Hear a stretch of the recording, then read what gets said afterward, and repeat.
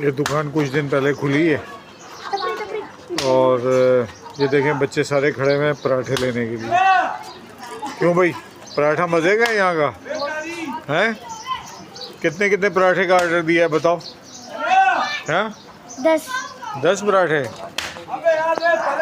ये 30 रुपए के हिसाब से पराठा दे रहे हैं और करनाल कॉलोनी में है ये। और आप भी ख़रीदना चाहें तो यहाँ आ सकते हैं।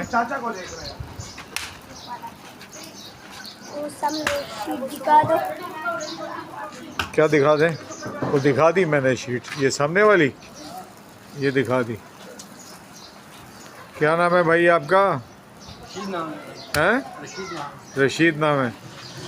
और माशाल्लाह ये जो है बहुत अच्छी दुकान चल रही है। रश नज़र आ रहा है आपको बच्चों का। ये सब इनको घर के पराठे पसंद नहीं है ना? ऐसे ही है ना?